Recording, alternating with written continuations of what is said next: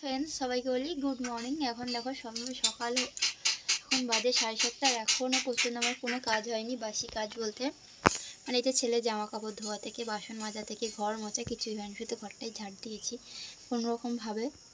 কারণ আজকে আবার কার্তিক পুজো, তো একটু তো পরিপাটি করে রাখতেই হয়, জিনিসগুলো গুছিয়ে একটু গুছাবো ঘর ধরে, এই আর কি। আর ভালো লাগে বলো, সকাল সকাল একটা সর্বনাশ হয়ে যাচ্ছিলো, মানে হয়েও গেছে বলতে, কিন্তু কিছুই হয়নি ছেলেটা। আমি ঘর ঝাড় দিচ্ছি, আমি দেখছি ওকে, মশারি তখন মশারিটা না খাটানো ছিল, দেখছি ও ঘর মানে মশারির ভেতরেই আছে, ও মানে পড়ার কোনো কারণই নেই, মানে শুধু চোখের নিমিষের মধ্যে জাস্ট বালিশটাকে সরিয়ে ফেলে দিয়ে, বালিশটা এ পাশে না, এই বালিশটা দেওয়া ছিল সবুজ বালিশটা, বালিশটাকে ওখানে ফেলে দিয়ে কীভাবে যে পট করে পড়ে গেছে, বালিশটা ফেলে দিয়ে পড়ে গেছে, বালিশের মধ্যে পড়েছে, মানে বালিশের ওপরের মাথাটা ছিল, পাটা হাতটা নিচে ছিল, ঠিক আছে, কিন্তু অতটাও লাগেনি যা মনে হলো, কারণ ও যে একটু মানে বেশি খুব অনেক জোরে লাগলেই তবেও কিন্তু ও কান্নাকাটি করে, তার আগে কান্নাকাটি অতটাও করে না, ও অল্পই লেগেছিলো, একটুখানি করছিল, তো এই আর কি, নইলে কিন্তু ও সহজে পড়লে কিন্তু খুব জোরেই লাগতো। সকালটাই এরকম থেকে শুরু হলো, আর সারাদিনটাই আছে, আর যে ছেলেটা কত পড়বে কে জানি।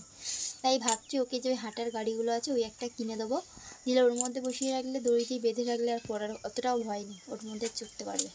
দেখি কি করি, কবে কেনা যায় জিনিসটা। সকাল সর্বনাশ করে দিচ্ছিল ছেলেটা আমার, বাছারিটা লেগে লেগে কোথায় কত যে পড়বে ঝরবে বুঝে পাই না কী অবস্থা পড়বে। তো দেখো আমি কোনো কাজ করিনি, তাই ভাবলাম ওকে খাইয়ে দিই, 7:30 বাজে। কি হলো বাবাই, মন খারাপ কেন সোনা? আর ওর দাদুও চলে গেছে কাজে, বাবাও চলে গেছে কাজে, আর ঠাকুমা তো বেরোয় 5:30 নাগাদ। বাবাই টুকি, বাবাই মন খারাপ কেন? একটু হাসো, একটু হাসো সোনা, একটু হাসি, স্মাইল। কই রে বাবাই, বাবাই তাকাবে না, তাকাবে না, ওই সোনা সকাল সকাল কি হলো, মনটা খারাপ? আর আমি আর বাবাই রেডি যাবো সামনের দোকানে। কি আনতে বাবা? এর জন্য খাবার আনতে, মানে বিস্কিট আনবো, সয়াবিন নিয়ে আসবো, আজকে নিরামিষ খাবো কার্তিক পুজোর জন্য। এখন রান্না করছি, এখন বাজে 11টা, আর একে এখন আপেল সিদ্ধ খাইয়ে দিলাম জানো, বিকালেই খাওয়াতাম, কিন্তু মা বললো যে বিকালে খাওয়ালে ঠান্ডা লেগে যেতে পারে, আর এখন তো তাড়াতাড়ি সন্ধে হয়ে যায়, ঘুমতে ঘুরতে হয়তো কোনো সময় 4টে, 4:30, 5টা বেজে যাচ্ছে, ওই জন্য ভাবলাম যে না, দুপুর টাইমটা সকালে একটুনি খাইয়ে দিই। ওই যখন 11টা বাজে, তাই ওকে আপেল সিদ্ধটা খাইয়ে দিলাম, এবার দুপুরে খেলো না খেলো সে এখন দেখা যাবে কত খায়, আপেলটাই যা ভালো খায় জানো বলতে। এখন তো নিজে মা হয়েছে, এখনই বুঝতে পারি যে একটা ছেলে যদি কিছু, ছেলে হোক মেয়ে হোক, সে সন্তান যদি কিছু খেতে চায় না, মাদের সত্যি বলতে খেতে কিচ্ছু ইচ্ছে করে না। আমার শাশুড়িমা 500 আপেল এনে দিয়েছিল, বলেছিল তোমরা খাবে, কিন্তু আমরা একটাও খাইনি, একেই রোজ দিন একটা করে সিদ্ধ করে দিই, এই খায়, তাই তো শোনা, তাই তো। ও বাইরে কি দেখছে, ও ঘুরতে খুব ভালোবাসে বাইরে, এই যে মাঠের দিকটা আমাদের দেখাচ্ছি, চারিপাশে ঘাস, এই যে মাঠে ঘাস, বাইরের পরিবেশ দেখতে খুব ভালোবাসে। এখানে বেগুন ভাজা আর এই যে সয়াবিন করবো আর কি করছি, এটা গাঠি কচুর আলু দিয়ে। গাইস আজকে দেখো এখন বাজে বিকাল 4টে, আর ছেলে গেছে তার ঠাকুমার সঙ্গে দিদিন ঘুরতে, ওই মানে আমার কী বলবো, আমার না মানে ওই মাসি হয় কি, ওই যে পাশে যে থাকে মাসি বলি পাড়ার মধ্যে, ওই মাসিদের বাড়ি গেছে, মানে ছেলের বদ্দি বলে, ওই ছেলের বদ্দি বাড়ি গেছে ওখানে ঘুরতে, আর সেই ফাঁকে আমি সমস্ত সব কাজ বাজ সেরে নিয়েছি, বাসন হয়ে থেকে ঘর পরিষ্কার করা সবটাই হয়ে গেছে, কত জামা প্যান্ট তুলে নিচ্ছে, ওগুলো এখন ভাঁজ করবো, গুছাবো, এটাই আর কি। আর আজকে একটা নেমন্তন্ন বাড়িতে আছে, কাদের বাড়ি আমাদের পেছনেই, পুলিশদের বাড়িতে কার্তিক পুজো হচ্ছে বড়ো করে, আমাদের বাড়িতেও হবে, তবে অত বড়ো করে না, ছোটো করে, এটা হচ্ছে 3 বছর, তো দেখা যাক কোন বছরে ভালোভাবে পুজো করতে পারি, ভগবান দিন দিক আশা করছি।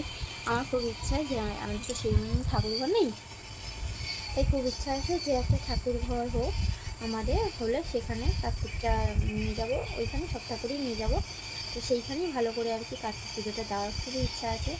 জানি না কবে ভগবান দিন দেবে কিনা, আমার ইচ্ছাটা পূরণ হবে কিনা, দেখা যাক কি হয়। এবং এটা নিয়ে 3 বছর হচ্ছে আর কি কার্তিক পুজোটা, আর জানি না কি হবে, দেখা যাক। বাবাই সোনা,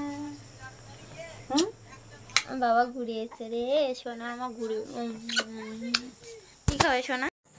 দেখো এখানে কিন্তু আমি পুজো করতে পারিনি, আর মাই এখানে পুজোটা দিয়েছে। এই যে গুছিয়ে গাছিয়ে নিচে দিয়েছে আর কি ছোট্ট সিংহাসন।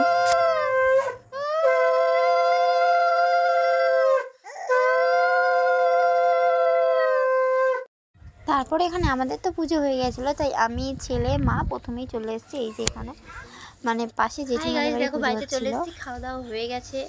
আর গেছিলাম সামনে ওদের কার্তিক পুজোতে, প্রচুর লোকজন, মানে 150 জন মতন লোকের আয়োজন আছে, তাই আমরা তাড়াতাড়ি করে খাওয়া দাওয়া করে চলে এসেছি। মানে কি বলতো, এরপরে লোকের ভিড় হয়ে যাবে খাওয়া দাওয়ার জন্য, তাই ভালো আমরা চলে এসেছি। 9:30টার সময় বাড়িতে চলে এসেছি। আমি কথা বলছি, আমার বাবাইকে দেখো মুখে তখন তাকিয়ে আছে, মানে ও কিছু বলবে এরকম একটা ব্যাপার। কি বলবে বাবাই? আর এও গেছিলো, খুব এনজয় করেছে, সবার কোলে কোলে আনন্দ পেয়েছে। ঠিক খাওয়ারই সময় জানো ও ঘুমিয়ে গেছে, তো ওকে ওখানে শুয়ে দিয়েছিলাম খাটের মধ্যে, দিয়ে আমরা খাওয়া দাওয়া করেছি, গিয়ে আবার ওকে নিয়ে চলে এসেছি। আর আমাদের রাতে রান্নাবান্না কিছুই করিনি, পুরো একদম ফ্রি ছিলাম, কারণ আমরা 4 জন, ছেলেকে নিয়ে 5 জন সবাই গেছিলাম। তো চলো সবাই বলি tata bye bye good night. আর একটা কথা, হ্যাঁ কি খাওয়া দিলাম মেনুটা বলে দিই। আমার অনেক স্পেশাল জিনিস জানো কী ছিল আজকে, একটা স্পেশাল দিন আমার কাছে, স্পেশাল দিনে স্পেশাল জিনিসই পেয়েছি। ভেজিটেবল চপ ছিল, স্যালাড ছিল, তারপরে পোলাও ছিল, পনির মশলা ছিল, ফুলকপি রোস্ট ছিল, চাটনি পাঁপড় রসগোল্লা সন্দেশ, এগুলোই খাওয়া দাওয়া হয়েছে। তো চলো ভালোই লেগেছিলো সব কিছু। Tata good night.